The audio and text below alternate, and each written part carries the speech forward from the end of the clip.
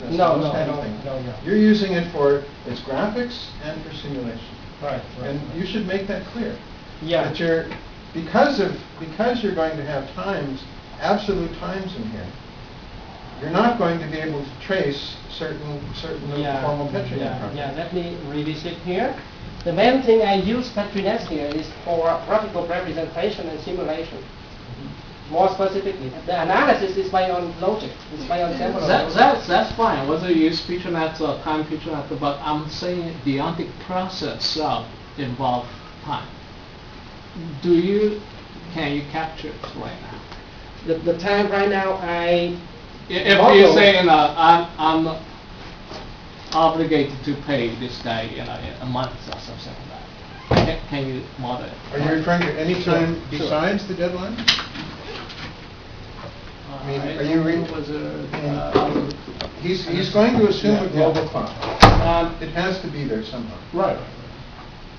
Are you referring to any other time that wouldn't be accounted for by the global clock?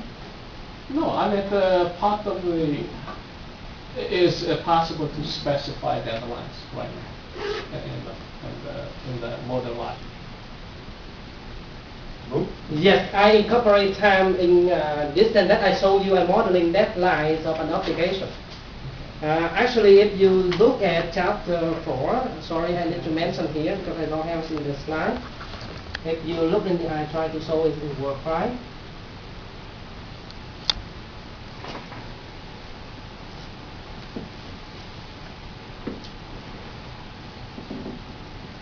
Sorry, I will locate the area. Yeah, don't worry. Yeah. If we have flow of time, 4.4.1. Right. Here, but here the way I represent time in Deontic specifically, so it's easier for you.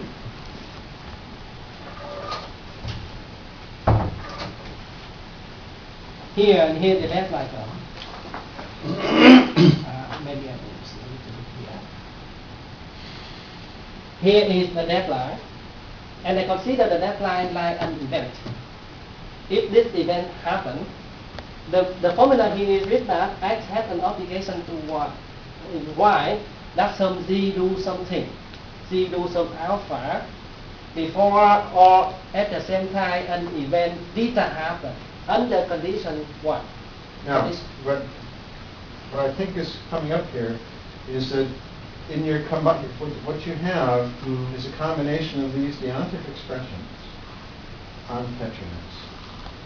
Yeah. And you're using the Petri net for its relative time property. Yes. But if you have time embedded in the expression, the Petri net has to know about that. That's right. Yeah, I don't Right consider now, that. right now you don't.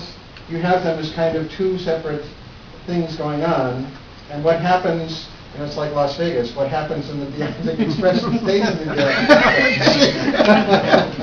Right. The thing here. I didn't understand. That's not true. the time leaks out into the Petri net. Right. The Petri net has to know about the deadline. Sure, We the lost expression them on what that happens in Vegas stays in Vegas. Okay. Spend too much time in Vegas. You didn't know you could get out of the Deontic, right? Didn't know I had a little Deontic world there. Currently, time is encapsulated in formula, in the logical formula, and I use Petri net mainly for like graphical representations. Mainly, it's not about logical analysis of Petri net. But even with that, it might be some. Yeah, maybe I consider. No. But is that semantics already defined in whatever your book you mentioned it at the handbook with the deadline stuff like in the Deontic? No, the Deontic deadline defined by some other research. For instance, but it's defined, right? Right, defined. Okay, for instance, they somebody did it. Yeah, right. Yeah, they use dynamic logic. Right. And then they try to extend dynamic logic. So there's a dynamic Deontic logic. Right. And then there's a dynamic Deontic logic with deadlines. Right. Okay. So it's D, okay. D, D, Yeah. Okay. Yeah, I just want to, and since I didn't read, I want to get just the background information because but those when you put all these. I did. You gotta make sure it all fits together. That's right. If you put these things like a little thing there, Well, Right, explode. right, Yeah, That's a very good point. Yeah, that's what I'm saying. If it's done by somebody Right. else, then I don't want you to. But explain he has to clarify how it links in with Yeah. Yes. Actually, if you look at the, I have a couple of minutes. If you look at the formalism developed in chapter 4, you will see lines 80% is more on the logic side, and around 20% is a little bit to link the logic to patronage. Actually, in future research, I need to consider more to make the connection between the two in every notation, everything, rather than just the concept of transition. Here, patronage is mainly to represent the concept of transition, the change in certainty. But this is easy to fix. I mean, we've modeled deadlines before in Petronet. That's not hard. Though we lose some of the formal verification parts. But you're going to have a system pop. So there it is. Did you have more questions? I ask it back. We might have to have another round. Deborah? Any Las Vegas questions? On slide 18. It's like 18. Let me,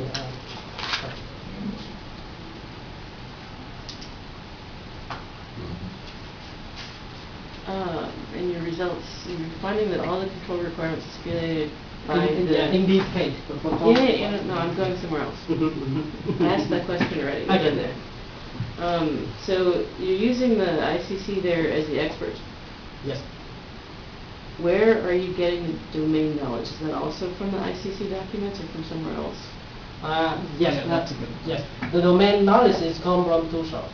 One of the source is the international law on contract, and it's wide standard area. If you deal with domestic law, it's rather different in country by country. But you deal with international law, it's wide standard, because it needs to be standard in order for different traders to work together.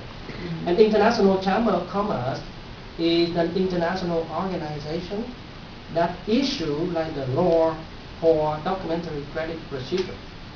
Every country, every trader, in order to use the documentary procedure, most of them need to follow the rule and convention developed by International Chamber of Commerce.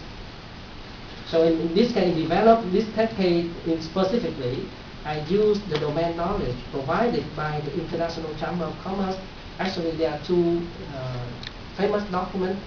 The one is they call the Uniform Custom and Practice for international, for documentary credit. They call it UCP 500. This was used before July of 2007, and the latest source is on UCP 600. This was issued in July last year. That's actually one of the advantages of working in this domain, is that the domain knowledge is It's well there. published. Well established. Well, yeah, what I'm kind of asking is that you're taking this domain knowledge and putting it in the mixer and then verifying it against the same domain knowledge. Right. No, there are two things. There are two sources. Yeah, I'm sure. One sure there are. Right. The thing is, I come from the first thing, as I said, is contract law and certain aspects of ICC in order to come to a model. Deontic process model, as we just saw over there. And in ICC, they specify requirement too.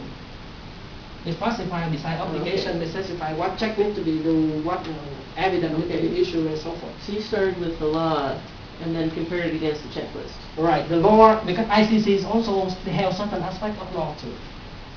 Okay. ICC is certain aspect of law beside the contract law. They have a set, because documentary credit procedure is actually a set of contract.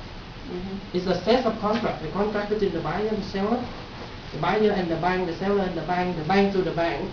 If you look at the documentary credit, you will see there is a set of contract. You see there are 7 contracts between different parties. Right, there's different contracts between them. Ask another question. We'll see more. I think you answered the question already. So basically your model came out of the law and you're comparing it against the checklist. Yes. Okay.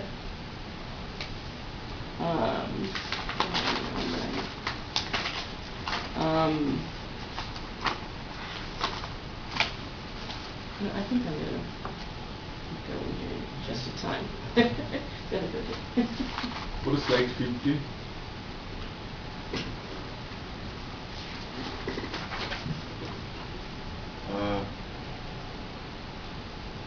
how do you know these are the exhaustive sets, 1 to 10?